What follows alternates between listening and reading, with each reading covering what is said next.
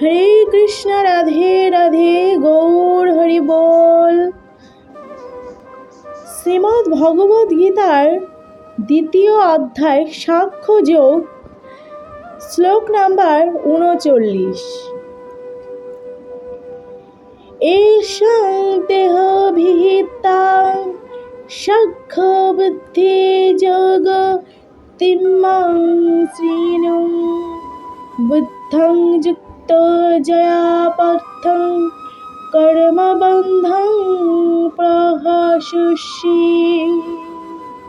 অনুবাদ: হে পার্থ, আমি তোমাকে সাংখ্যযোগের মাধ্যমে এই জ্ঞানের কথা বললাম।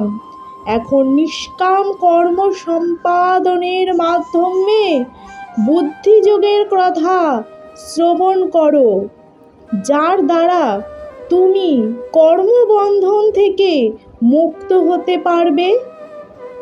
তাৎপর্য: নিরুক্তি বা বৈদিক অভিধান অনুযায়ী সংখ্যা কথাটির অর্থ যা কোনো কিছুর বিশদ বিবরণ দেয়, এবং সাংখ্য বলতে সেই দর্শনকেই বোঝায় যা আত্মার স্বরূপ বর্ণনা করে। আর যোগ হচ্ছে ইন্দ্রিয়গুলিকে দমন করার পন্থা। অর্জুনের যুদ্ধ না করার অভিপ্রায়টি ছিল ইন্দ্রিয় সুখ ভোগের ইচ্ছা। তার মুখ্য কর্তব্যের কথা ভুলে গিয়ে অর্জুন যুদ্ধ থেকে বিরত হতে চেয়েছিলেন, কারণ তিনি মনে করেছিলেন আত্মীয় স্বজনদের হত্যা না করে এবং ধৃতরাষ্ট্রের পুত্রাদি জ্ঞাতি ভ্রাতাদের জয় করে রাজ্যসুখ ভোগ করার থেকে অহিংসার পথ অবলম্বন করা অধিকতর সুখদায়ক হতো। উভয় ক্ষেত্রেই মূল উদ্দেশ্যটি ছিল ইন্দ্রিয় সুখ ভোগের ইচ্ছা। তাদের পরাজিত করে রাজ্যসুখ ভোগ করা এবং আত্মীয় স্বজনদের জীবিত দেখে তাদের সান্নিধ্যে সুখলাভ করা, উভয় ক্ষেত্রেই তার জ্ঞান ও কর্তব্য বোধ বিসর্জন দিয়ে ইন্দ্রিয় তর্পণই মুখ্য উদ্দেশ্য ছিল। শ্রীকৃষ্ণ তাই অর্জুনকে বোঝাতে চেয়েছিলেন, তার পিতামহকে হত্যা করলেও তিনি তার পিতামহের আত্মাকে কখনোই বিনাশ করতে পারবেন না।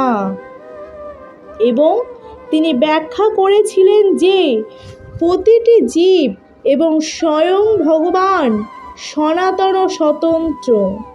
পূর্বেও এদের সকলের স্বতন্ত্র সত্তা ছিল, বর্তমানেও আছে এবং ভবিষ্যতেও থাকবে, কারণ আমরা সকলেই চির শাশ্বত আত্মা। আমরা কেবল বিভিন্নভাবে আমাদের দেহরূপ পোশাকটির পরিবর্তন করি, কিন্তু প্রকৃতপক্ষে দেহের বন্ধন থেকে মুক্ত হবার পরেও আমাদের স্বতন্ত্রতা বর্তমান থাকে।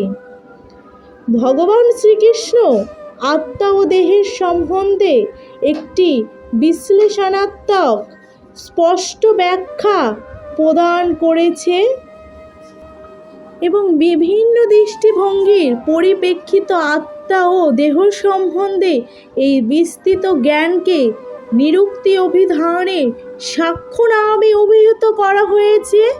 এই সাংখ্যের সঙ্গে নিরীশ্বরবাদী কপিলের সাংখ্য দর্শনের কোনো যোগই নেই। কপিলের সাংখ্য দর্শনের বহু পূর্বে শ্রীমদ্ ভগবতে শ্রীকৃষ্ণের অবতার প্রকৃত কপিল দেব তার মাতা দেবহূতিকে সাংখ্য দর্শনের ব্যাখ্যা করে শোনান। তিনি স্পষ্টভাবে ব্যাখ্যা করে বলেছেন, পুরুষ অথবা পরমেশ্বর ভগবান সক্রিয় এবং প্রকৃতির প্রতি দৃষ্টিপাত করার মাধ্যমে তিনি সৃষ্টি করেন। বেদে এবং ভগবদ গীতাতে এটি স্বীকৃত হয়েছে।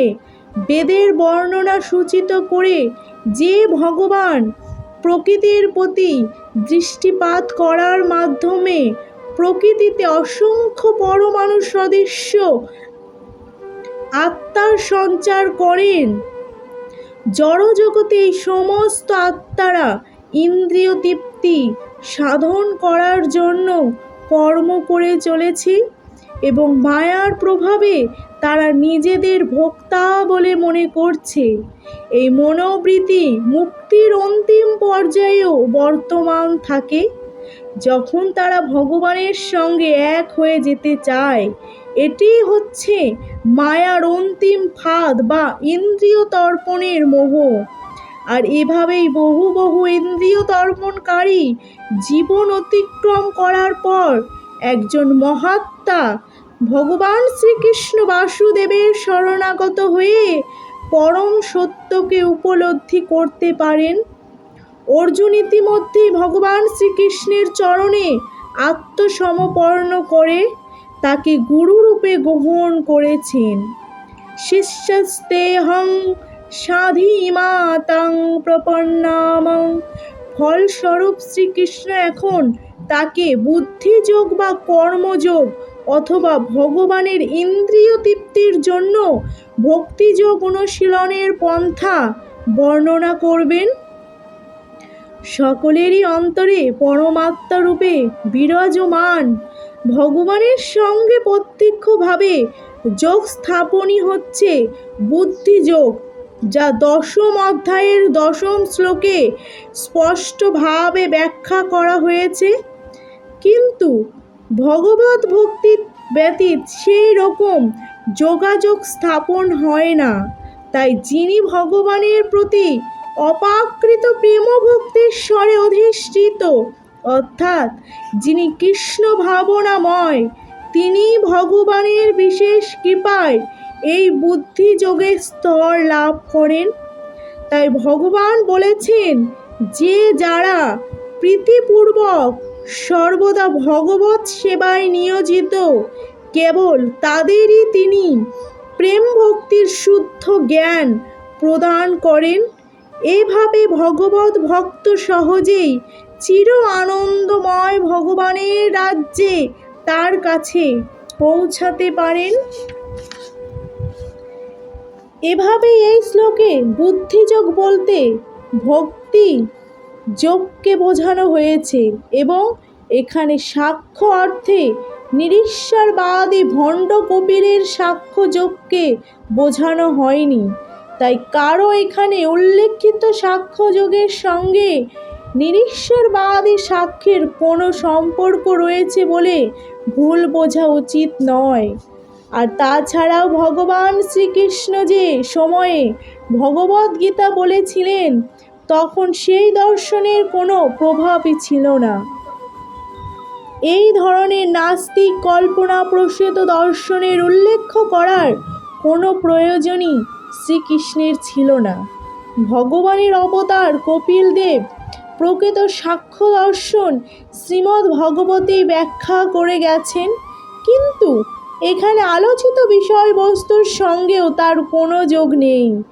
সাক্ষ্য বলতে এখানে দেহ আত্মার বিশ্লেষণাত্মক বিবরণের কথা বলা হয়েছে। ভগবান শ্রীকৃষ্ণ এখানে অর্জুনকে আত্মার স্বরূপ সম্বন্ধে বিশ্লেষণ করে শোনালেন, যাতে তিনি বুদ্ধিযোগ বা ভক্তিযোগের স্তরে উন্নীত হতে পারেন। প্রকৃতপক্ষে ভগবান শ্রীকৃষ্ণের সাক্ষ্যের সঙ্গে শ্রীমদ্ ভগবতে বর্ণিত ভগবান কপিল দেবের সাক্ষ্যের মধ্যে কোনো প্রভেদ নেই, কারণ উভয় সাক্ষ্যই হচ্ছে ভক্তিযোগ। তাই ভগবান শ্রীকৃষ্ণ বলেছেন, অল্প বুদ্ধি সম্পূর্ণ মানুষেরাই কেবল সাক্ষ্যযোগ ও ভক্তিযোগকে ভিন্ন বলে মনে করে। সাক্ষ্যযোগ পৃথক বালা প্রবন্দন্তি না পণ্ডিতং। নাস্তিক কপিলের সাক্ষ্যযোগের সঙ্গে ভক্তিযোগের অবশ্যই কোনো সম্পর্ক নেই। তবুও ভগবদ্গীতার নাস্তিক সাক্ষ্যযোগের উল্লেখ করা হয়েছে বলে কিছু বুদ্ধিহীন লোক দাবি করে থাকে। তাই সকলেরই জানা উচিত যে বুদ্ধিযোগের অর্থ হচ্ছে কৃষ্ণ ভাবনায় মগ্ন হয়ে পরম আনন্দে ও ভক্তি সহকারে ভগবানের সেবা করা। ভগবানের তৃপ্তি সাধন করার জন্য কেউ যখন কর্ম সম্পাদন করে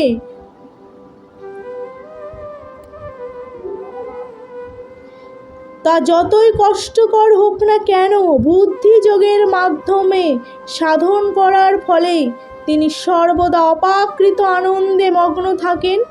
ভগবানের কৃপার প্রভাবে এই ধরনের অপাকৃত কার্যকলাপের ফলে স্বতঃস্ফূর্তভাবে অপাকৃত অনুভূতির স্বাদ পাওয়া যায় এবং কোনো রকম বাহিক প্রচেষ্টা ছাড়াই হৃদয়ে দিব্য জ্ঞানের প্রকাশ হয় এবং এভাবেই তিনি মুক্তি লাভ করে পূর্ণতা প্রাপ্ত হন।